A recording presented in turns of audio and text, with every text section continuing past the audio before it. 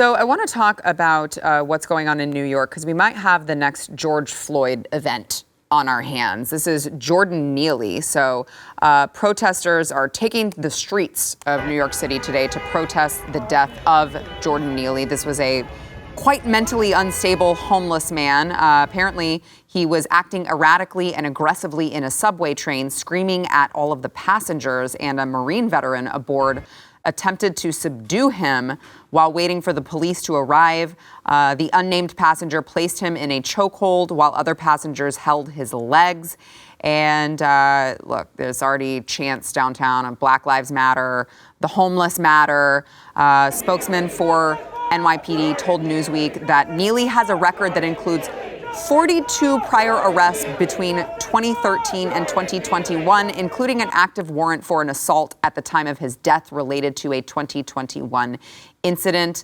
I want to go to AOC's reaction. Of course, this is New York, so AOC has to inject herself into the conversation by saying Jordan Neely was murdered, but because Jordan was houseless and crying for food in a time when the city is raising rents and stripping services to militarize itself, while many in power demonize the poor, the murderer gets protected with passive headlines and no charges. It's disgusting. Well, New York City Mayor Eric Adams was asked about AOC's remark, and I want to play for you what he had to say. He was not a fan of it. I'll tell you that much. Watch.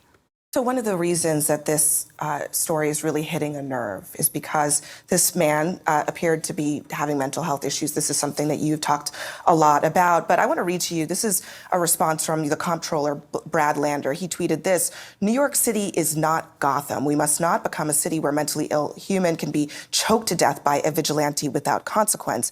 There's also this from Alexandria Ocasio-Cortez, the Democratic congresswoman. She said, Jordan Neely was murdered. What is your response to what they're saying here? Well, both the congresswoman and the controller is a citywide leader.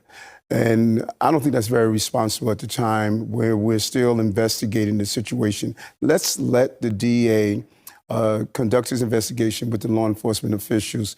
To really interfere with that is not the right thing to do. And I'm going to be responsible and allow them to do their job and allow them to determine exactly what happened here. So you have a black man who is saying, let's calm down, let's wait for the facts to come out, let's be responsible. And AOC's hollering about Jordan Neely was murdered. Yeah, she's trying to get ahead of it, right? She's trying to be one of the persons on the forefront that's screaming out for justice. Yeah, who's responsible for all the looting and all of the cars being burned and all of the next steps that we're going to see? You know, to listen to she's on their side. Right. You know, to listen to Eric Adams talk over the last months, New York's great. It's wonderful. It's the best it's ever been, right? I mean, he's talked about how you know, the only thing wrong with it is all these illegals are coming in here now. We don't know what to do with them. But this is a sad situation in that, you know, obviously there's a loss of life. But you act crazy on the subway. You ask any New Yorker that takes the subway on a regular basis, you're afraid to make eye contact with certain people on there because you don't know what's about to pop off, right? Now, again, what are you going to ban? There was no gun involved, right? So there's no, let's have gun control here.